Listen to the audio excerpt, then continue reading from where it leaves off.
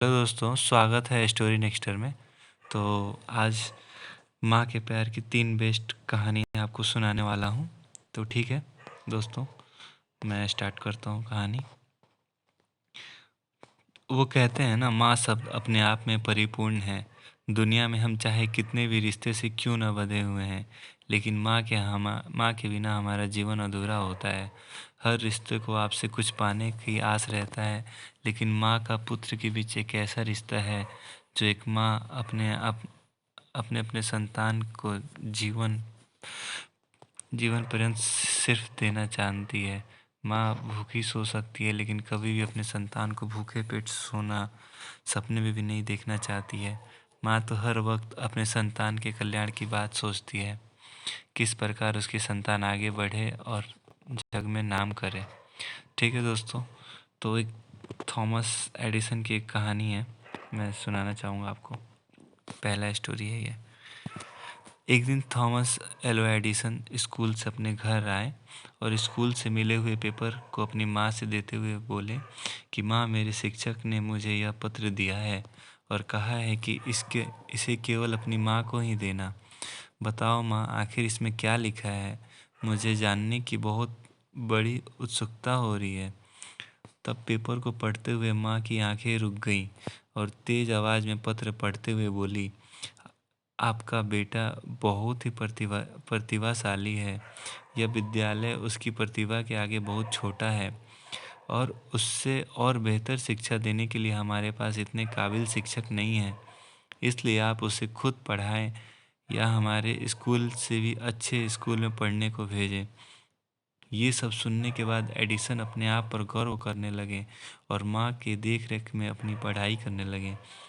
लेकिन एडिसन के माँ की मृत्यु के कई सालों बाद एडिसन तो एक महान वैज्ञानिक बन गए और एक दिन अपने कमरों की सफाई कर रहे थे, तो उसे अलमारी में रखा हुआ वह पत्र मिला, जिसे उन्होंने खोला और पढ़ने लगे। उसमें लिखा था कि आपका बेटा मानसिक रूप से बीमार है, जिससे उसकी आगे की पढ़ाई इस स्कूल में नहीं हो सकती है, इसलिए उसे अब स्कूल से निकाला जा रहा है। इसे पढ़ते ही एडिसन एक भावुक हो गए और फिर अपनी डायरी में लिखा कि थॉमस एडिसन तो एक मानसिक रूप से बीमार बच्चा था, लेकिन उसकी माँ ने अपने बेटे को सदी का सबसे प्रतिभाशाली व्यक्ति बना दिया। तो दोस्तों, इससे हमें क्या शिक्षा मिलती है? नैतिक शिक्षा ये मिलती है, जीवन में क्या हम क्या हैं, कैसे हैं, यह महत्वपूर्ण नहीं है, लेकिन अगर अपने ऊपर माँ की ममता और प्यार हो तो मानसिक रूप से भी बीमार बच्चे की भविष्य और नियति को बदला जा सकता है और बच्चा माँ के आंचल से दुनिया का सबसे महान व्यक्ति भी बन सकता है। ठीक है दोस्तों, तो दूसरा स्टोरी स्टार्ट करते हैं। माँ के लिए गुलाब, भावनात्मक कहानी। राह चलते एक आदमी फूलों की दुकान को देखते हुए अपनी गाड़ी को रोका और दुकानदार के पास गया और अपनी माँ के लिए फूल भेजने के लिए कुरियर भेजने का निवेदन किया। इतने में एक छोटी बच्ची वहाँ आई और उस आदमी से बोली, अंकल, मैं अपनी माँ के लिए लाल गुलाब खरीदना चाहती हूँ, लेकिन मेरे पास 2 रुपये कम पड़ रहे हैं, इसलिए अगर मेरी 2 रुपये की मदद कर दें तो मैं इन फूलों को खरीद सकती हूँ।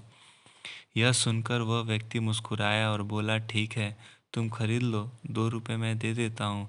फिर जैसे ही वह व्यक्ति फूलों का ऑर्डर देने के पश्चात वहाँ से जाने लगा, तो लड़की बोली, आप आगे जा रहे हैं तो मुझे भी आप अपने गाड़ी से मेरे मेरे पास छोड़ देना। तो व्यक्ति उस लड़की को अपनी गाड़ी में बिठा लिया और कुछ देर चलने के बाद वह लड़की एक कब्रिस्तान के पास रुकी और बोली, मेरी माँ यहीं रहती है। इसके बाद वह लड़की कब्रिस्तान में जाने लगी, तो वो आदमी उत्सुकतावश वह व्यक्ति भी उस लड़की के पीछे पीछे चल दिया।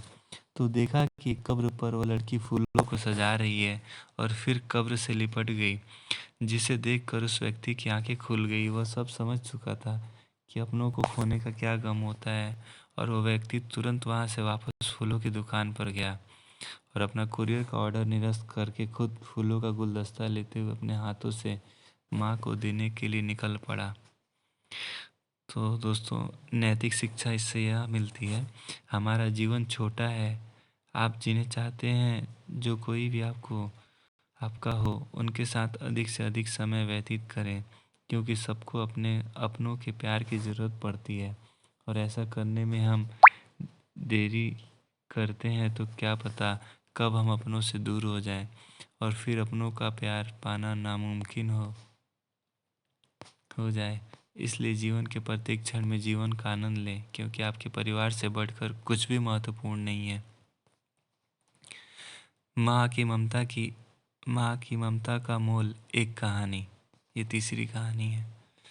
एक व्यक्ति जो कि अपने जीवन में काफ़ी सफल हो चुका था और एक दिन अपनी माँ के पास गया और बोला, माँ, आज कुछ भी मेरे पास है, मैं जिस सफलता की बुलंदियों को पा चुका हूँ वो सब आपके प्यार और ममता का ही देन है।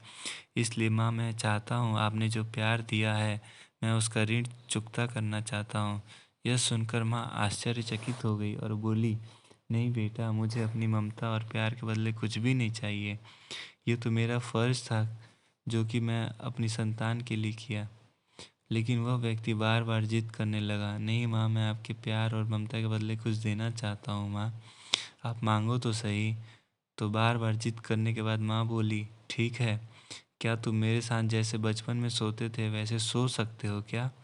यह बात सुनकर वह व्यक्ति बोला, बस इतनी सी बात है, तो ज़रूर मैं अपनी माँ के पास आज रात सोऊंगा। और जैसे ही रात में वह व्यक्ति अपने पास के सो गया अपने पास अपने माँ के पास सो गया, माँ उठकर एक मग पानी ले आती है, जहाँ अपने सोई थी उसी तरफ से पानी डाल देती है, जिससे धीरे धीरे वह पानी उस व्यक्ति की तरफ भी चला गया और फिर नमी से वह व्यक्ति परेशानी महसूस करने लगा और दूसरी तरफ खिसक गया। तो फिर माँ ने और पानी डाल दिया, जिससे उधर भी नमी महसूस हुआ। तो वह तुरंत उठ गया और अपनी माँ के हाथ में मग देखकर गुस्से से बोला, आप क्या कर रही हो माँ? मुझे सोने क्यों नहीं देती हो? आप मुझे गीली बिस्तर पर भला कैसे सुला सकती हो? तो वह माँ बोली, बेटा, जब तुम बचपन में मेरे साथ सोते थे तो ऐसे ही तुम भी बिस्तर गीली कर देते थे और फिर मैं दूसरी तरफ तुम्हें करके खुद गीले स्थान पर सो जाती थी। तुम तो मेरे प्यार और ममता का कर्ज चुकाना चाहते हो जो मैंने तुम्हारे लिए किया था। क्या तुम मेरे लिए थोड़ा सा भी, केवल एक रात के लिए गीले में नहीं सो सकते हो? यदि तुम ऐसा कर सकते हो तो मैं समझ जाऊंगी तुमने मेरे ममता का कर्ज चुका दिया है। माँ की बातें सुनकर अब उस व्यक्ति की आंखें खुल गई थी। उसे अब समझ आ चुका था कि जो माँ अपने अपने न जाने कितने रातों के मेरे खुशी के लिए ऐसे ही गुजार दिया है, भला उस माँ का कर्ज कैसे चुकता किया जा सकता है। अब वह किए पर शर्मिंदा था। दोस्तों, कहानी कैसी लगी कमेंट करके ज़रूर बताएं। थैंक यू दोस्तों।